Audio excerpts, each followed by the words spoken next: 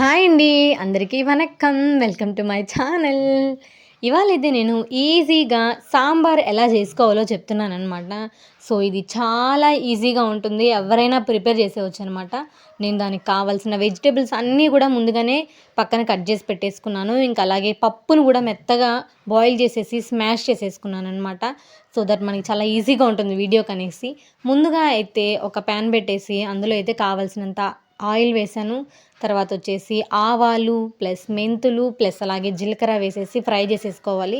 తర్వాత ఏంటంటే onions plus అలాగే చిల్లీస్ అనమాట. ఎండుమిర్చి అయినా పర్లేదు, పచ్చిమిర్చి అయినా పర్లేదు, అది మీ చాయిస్ అండి. నేనైతే పచ్చిమిర్చి అవైలబుల్గా ఉందనేసి వేసేసుకున్నాను. సో ఆనియన్స్ నాకు ఇవాళ చిన్న ఆనియన్స్ దొరికింది. సాంబార్ ఎర్రగడ్డలు అంటారు చూసారా, అవైతే దొరికాయి. మీలో ఎవరికి దొరికినా సాంబార్లో ట్రై చేయండి. చాలా మంచి టేస్ట్ వస్తాయన్నమాట. తినడానికి కూడా చాలా సాఫ్ట్ అయిపోతుంది మనకి. లాస్ట్‌కి వచ్చేసరికి చాలా మెత్తగా బావుంటుందనమాట. మీరు ఎవరైనా ట్రై చేయకపోతే ట్రై చేయండి ఖచ్చితంగా. సో, ఆనియన్స్ ఫ్రై అయిపోయిన తర్వాత నేనైతే 2 టమాటోస్ యాడ్ చేసుకుంటున్నాను. సో, మంచిగా మగ్గిపోవాలనమాట. టమోటాసు మగ్గడానికి మెయిన్ టిప్స్ ఏంటంటే కొంచెం ఉప్పేసుకోవాలనమాట. ఉప్పేస్తే ఏంటంటే త్వరగా మగ్గుతుంది అనేసి చెప్తారు. సో, నేను కూడా అదే ఫాలో అయిపోతున్నాను. మూత పెట్టేసామంటే ఒక 2 మినిట్స్ మంచిగా మగ్గిపోతుంది. చూసారా చిన్న ఆనియన్స్ ఎంత మంచిగా కనిపిస్తున్నాయో, చూడడానికి టెంప్టింగ్‌గా ఉన్నాయి. సో, నెక్స్ట్ వచ్చేసి క్యారెట్, ముల్లంగి ఇంకా అలాగే దొండకాయ. ఇవి కొంచెం లేట్ అవుతాయి కాబట్టి నేను వచ్చేసి ఫస్ట్‌లో యాడ్ చేసేస్తున్నాను.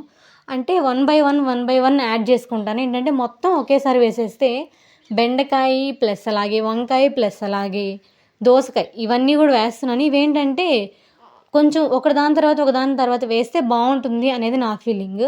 లేపోతే మొత్తం ఒకేలాగా మెత్తగా స్మాష్ అయిపోతాయేమోననేసి నాకు కొంచెం భయం. అందుకనేసి ఈ 3 వచ్చేసి వన్ బై వన్ యాడ్ చేస్తున్నాను. ఫస్ట్ క్యారెట్, ముల్లంగి, దొండకాయ ఏసేసి ఒక 5 మినిట్స్ ఫ్రై చేసుకున్నాను. తర్వాత బెండకాయ ఏసి, తర్వాత వంకాయ ఏసి ఫ్రై చేసేసుకున్నాను. ఇవన్నీ బాగా మగ్గాలనమాట. లాస్ట్‌లో ఏసుకుంటాను దోసకాయ. మీ దగ్గర ఉంటే మామిడికాయ కూడా వేసుకోవచ్చు. నా దగ్గరైతే లేదు. సో, నేనైతే స్కిప్ చేశాననమాట ఇవాళ. ముందుగా అయితే చింతపండు కూడా నానబెట్టేసుకున్నాను. మంచిగా నానితే తర్వాత మనకి ఈజీగా ఉంటుందేంటి పులుపేసుకోవడానికి. ఇంకా పసుపు కూడా యాడ్ చేసుకున్నాను. ప్లస్ కారం కూడా యాడ్ చేసుకున్నాను.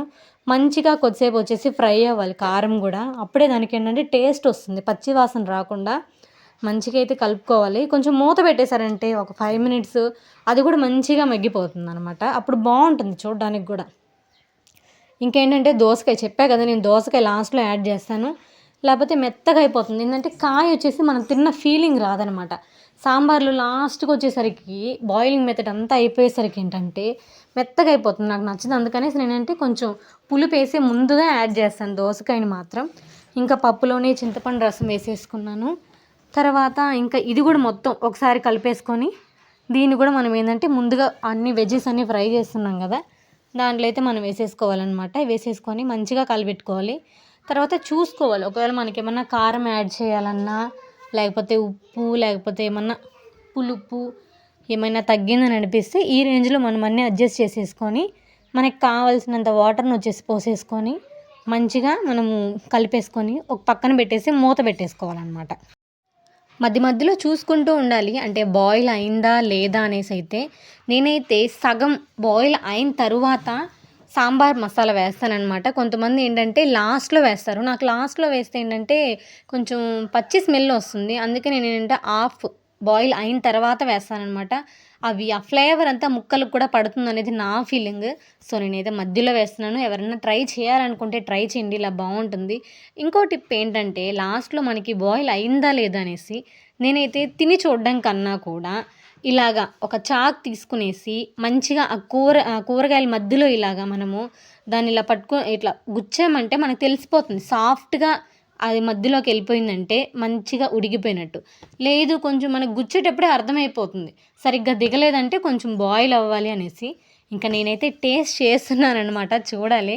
ఇవాళ మా చెల్లెలు వాళ్ళ ఇంట్లో సాంబార్ చేస్తున్నాను. మెయిన్‌గా వాళ్ళందరికీ నచ్చుతుందో నచ్చదో తెలీదు. అందుకే కొంచెం టెన్షన్‌గా చేస్తున్నాను. అన్నీ సరిపోతాయో లేదో, అంటే వాళ్ళ టేస్ట్ వేరేగా ఉంటుంది కదా. సో, ఇదైతే నేను నా స్టైల్‌లో ప్రిపేర్ చేస్తున్నాననమాట. అందుకనేసి ఇలా చేస్తున్నాను.